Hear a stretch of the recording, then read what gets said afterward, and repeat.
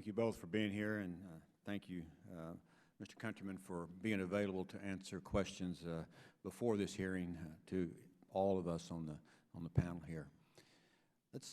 I'd like to look at this from a little higher level.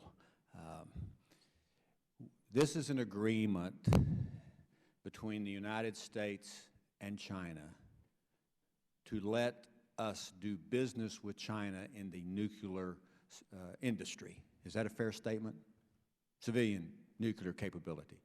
Yeah, essentially correct. As General Klotz pointed out, it also provides for other areas of cooperation directly between Department of Energy and counterparts in China. But anyway, it's an agreement to do business in civilian nuclear capability. So we decide we're not going to do that. We're just not going to do business with the Chinese.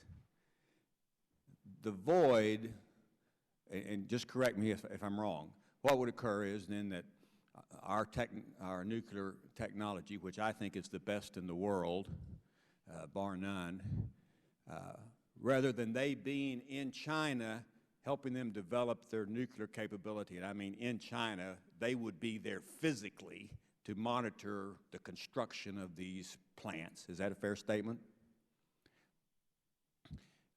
Which is jobs and income to American companies. That's not going to happen, but with the void then would be filled by some other country. Is that a fair statement?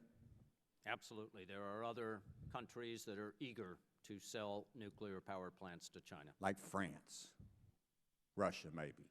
France, Russia, Japan, South Korea. There's a whole bunch. But we're the best in the world, so the Chinese preferably would do business with us because we do it better than anybody else. Is that a fair statement or not? General, you want to make that comment? No, I would agree with that statement. Okay.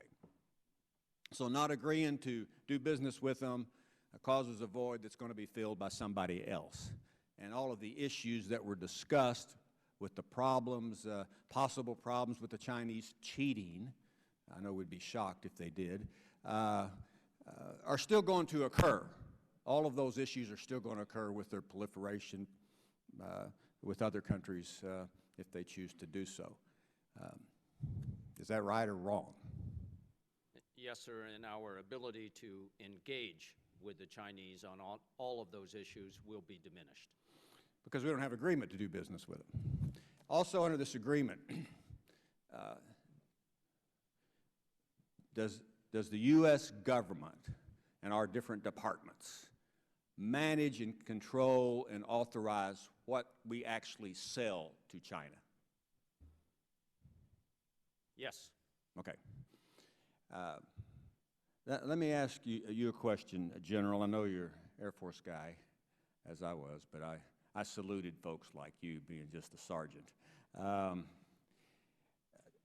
This canned coolant pump, I understand that the submarines, that's the new wave of naval activity throughout the world, and the coolant pump helps them get real quiet.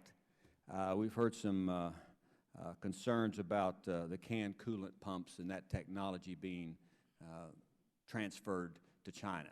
Can you fill me in on that? Sir, we discussed that at some length in the closed briefing that we had for members of the committee. As Assistant Secretary Countryman said, we had representatives from naval reactors and the intelligence community there. I would love to follow up with you on that discussion. Obviously, technology associated with our submarine program and naval propulsion is extraordinarily sensitive, so I'd be very, very happy to pursue that with you.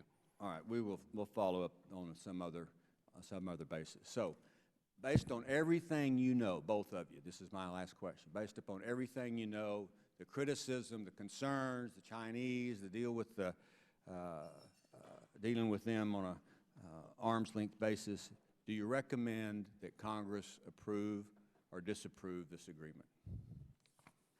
I strongly recommend that we approve it. As the President said in his message, this is in the national security interests of the United States.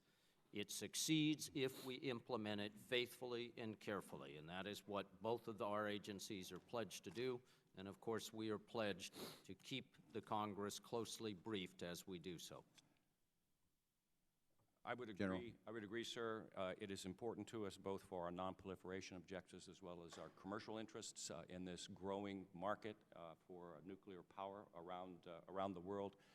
And I'm also convinced that we have put into place through this agreement, as well as the 810 process and the other reviews, and the way in which we approve specific transfers of technology, components, materials, a very rigorous way of ensuring that our interests are protected. Thank you. I yield back, Mr. Chairman.